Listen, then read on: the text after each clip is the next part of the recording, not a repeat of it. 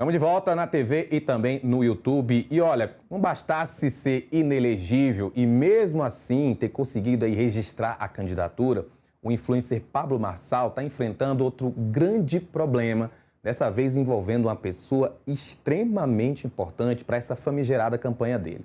O colunista Demetrio Vecchioli trouxe hoje no Metrópolis que o candidato a vice e presidente do PRTB, Leonardo Avalanche, responde, com perdão da palavra, a uma avalanche de acusações graves. Ele é réu na Justiça de São Paulo, suspeito de associação criminosa, ameaça e manipulação do sistema público de informações.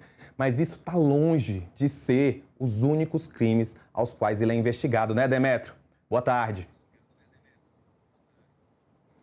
Boa tarde. O histórico aí do Avalanche é uma avalanche. Longo. Ele não tem nem... Oi? É uma avalanche. Então, eu tentei entender por que é Avalanche. Ele parece ser uma pessoa bastante truculenta, no mínimo. O Avalanche é um cara de Goiás, né, que tinha lá os trabalhos políticos dele em Goiás e do dia para a noite surgiu como presidente do PRTB. E aí, para chegar ao PRTB, ao comando do PRTB, ele já deu o que tudo indica, a PF está levantando, foi um golpe. Vamos explicar aos poucos, porque é uma história longa e que mostra que o Avalanche, aparentemente, e aí quem vai dizer é a justiça, mas ele é réu num único processo, sendo investigado pela PF em vários outros, fez bastante coisa. O PRTB, que vocês vão lembrar, ele era o partido do Levi Fidelix. Levi Fidelix fundou o PRTB em 94, junto com outras pessoas ali amigos dele e tal. E depois seguiu o candidato a presidente e a prefeito todas as eleições, aparecia lá o bigodão do Levi Fidelix. O Levi morreu em 2021 de Covid. E aí começou uma disputa sucessória, porque o partido era um negócio muito dele, né? Então a esposa sentiu-se no direito a tomar o partido como herança, o irmão dele entendeu que a herança era dele e uma assessora também. E aí os três em algum momento se entenderam presidentes e tal, até que a Raquel, que é essa assessora, foi eleita presidente.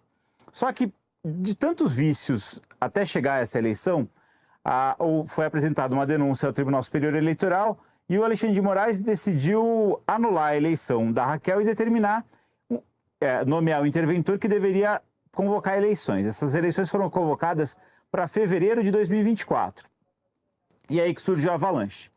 A regra determinada pelo interventor para essa eleição é que, entre filiações fraudulentas, só poderia votar quem fosse fundador ou que já fizesse parte do diretório nacional do partido antes da morte do Levi, ou seja, já fizesse parte do partido antes da briga toda.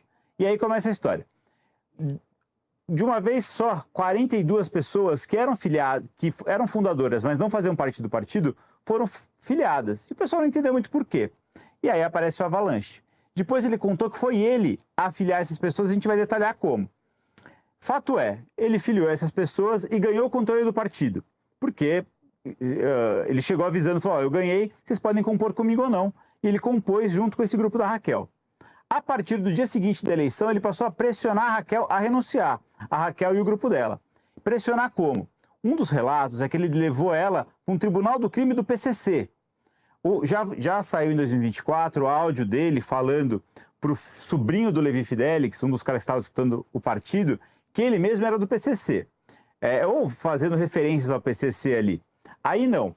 Ele levou a Raquel para o tribunal do crime do PCC. Tiraram o celular de todo mundo, pressionaram ela a renunciar, mandaram para o celular dela um link, isso é o que está na denúncia do Ministério Público Eleitoral, um link para assinatura do documento de renúncia. A secretária do Marçal pegou, a advogada do Marçal pegou o celular dela, fez uma selfie dela, está feita a renúncia.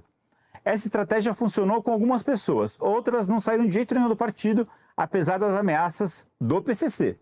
A gente está falando, vale lembrar, do presidente de um partido brasileiro, PRTB, um cara que é candidato à vice-presidência da República, que é o Leonardo Avalanche, vice do Marçal. Bom, não deu totalmente certo, ele não conseguiu tirar todo mundo. Então, o que ele, segundo o Ministério Público Eleitoral, fez? 77 pessoas que continuavam no partido e que não eram do grupo dele, do dia para a noite foram filiadas a outro partido, ao Mobiliza.